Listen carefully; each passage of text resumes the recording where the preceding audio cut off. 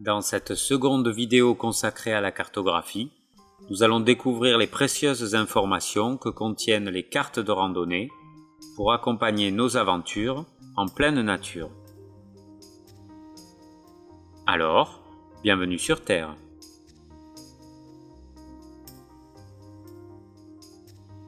Ne pas se perdre, c'est toujours savoir où l'on est. C'est une évidence que nous avons tendance à oublier sur le terrain, par paresse ou excès de confiance. Il faut s'arrêter dès le premier doute et s'il n'est pas possible de dissiper l'incertitude, retourner au dernier endroit identifié avec précision pour mieux repartir.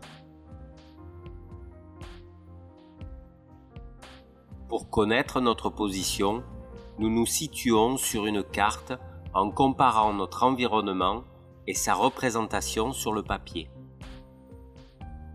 Une bonne carte, bien utilisée en complément d'une boussole, permettra de suivre la progression pour aller du point A au point B, quelles que soient les situations, à condition de prendre le temps d'observer et de comparer souvent la réalité avec le plan. Pour cela, il faut connaître les outils que nous utilisons, en particulier les astuces du cartographe pour représenter à plat un monde en 3 dimensions. Sur les cartes de randonnée, la solution adoptée pour représenter le relief est la courbe de niveau.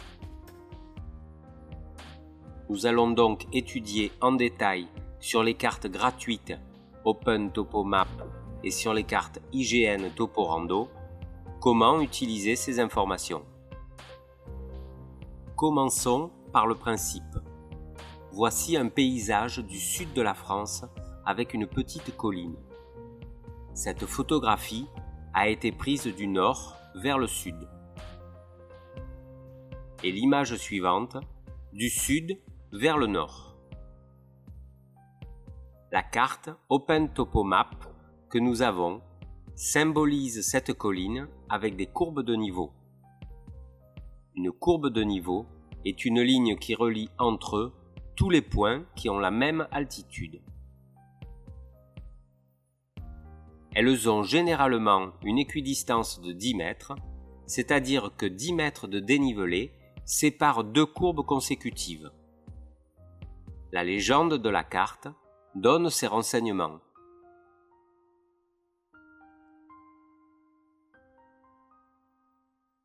Sans considérer les difficultés du terrain, admettons que nous voulions aller du point A au point B en suivant cette ligne droite.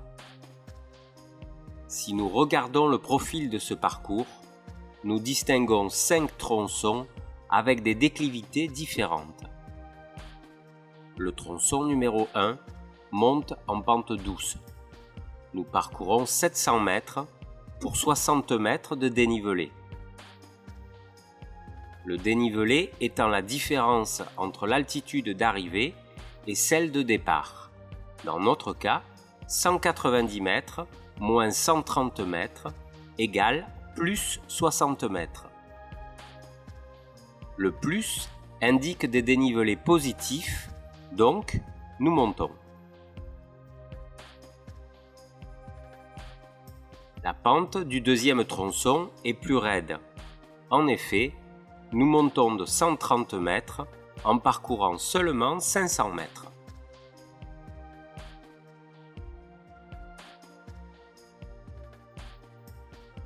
Voyons sur la carte comment cette différence se traduit avec les courbes de niveau. En plaçant un point sur chaque courbe de niveau des tronçons 1 et 2 de notre parcours, pour bien visualiser les positions, nous constatons que les courbes ne sont pas réparties régulièrement. Si la pente est douce, elles sont plus éloignées que pour une pente raide. Cette corrélation est essentielle pour visualiser le terrain simplement en regardant la carte.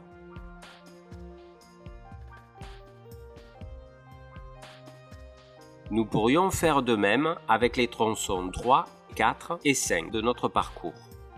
en constatant que le tronçon 3 est pratiquement plat et que nous descendons sur les tronçons 4 et 5, car la différence entre l'altitude d'arrivée et celle de départ est négative.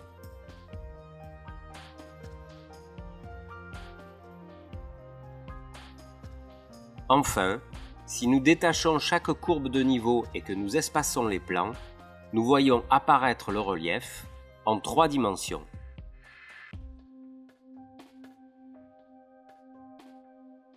Pour imaginer le terrain simplement en regardant une carte, il faut un peu d'expérience. Un bon exercice consiste à aller s'asseoir sur un point haut et d'identifier sur celle-ci ce que nous voyons tout autour. C'est ce que nous allons faire maintenant en comparant une photo avec la carte IGN qui lui correspond. Nous sommes au sommet du Fenouillet, une colline proche de Toulon dans le Var. Nous avons de notre position une vue à 180 degrés sur la plaine de l'Accro, en partant du mont Coudon à l'ouest jusqu'à la Londe les Morts à l'est.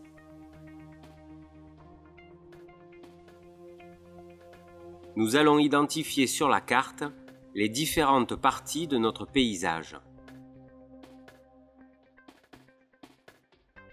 Tout d'abord, le premier plan qui est notre position d'observation.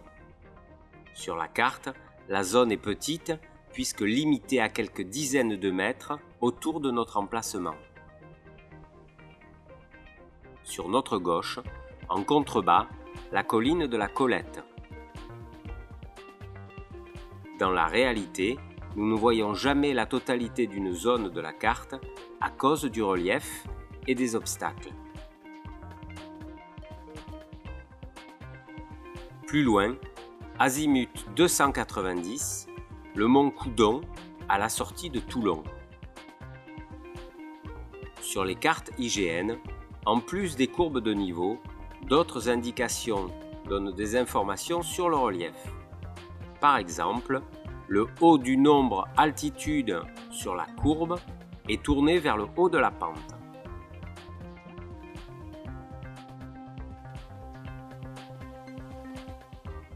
Au pied du Coudon s'étend la grande plaine de l'Accro qui s'étire de Lavalette jusqu'à Cuers en passant par les villages de La Farlède et Soliespont. Sur la carte, les talus sont représentés par des lignes bordées par de petites lignes perpendiculaires.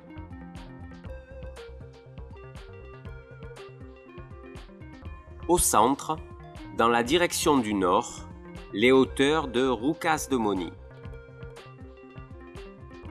Les sommets sont marqués par un point avec l'altitude et complétés par un triangle, un cercle ou une étoile quand il s'agit d'un point géodésique.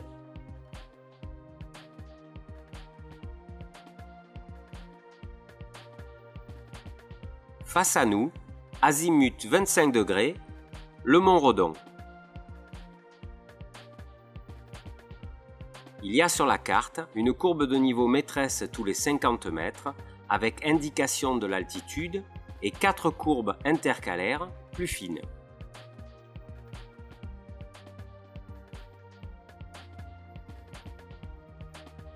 Plus près de nous, la partie ouest des Morettes et à droite, la partie est de cette chaîne de collines. Pour accentuer l'impression de relief, un effet d'ombre est appliqué sur les pentes.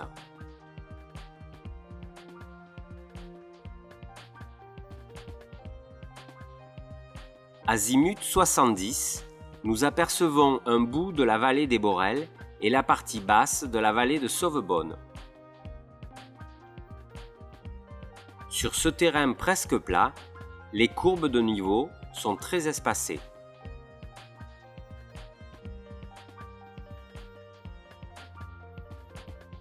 Enfin, derrière, nous distinguons une partie des sommets des Morts.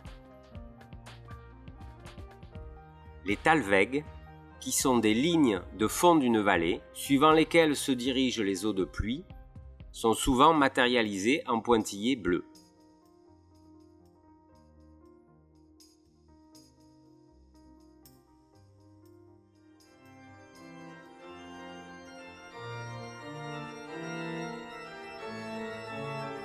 Cette vidéo est maintenant terminée. Parce que la pratique vaut bien des théories, rien de tel qu'une petite sortie avec une boussole, votre carte et le casse-croûte pour pratiquer reconnaissance et identification. À bientôt avec le dernier voyageur, près de chez vous ou à l'autre bout du monde.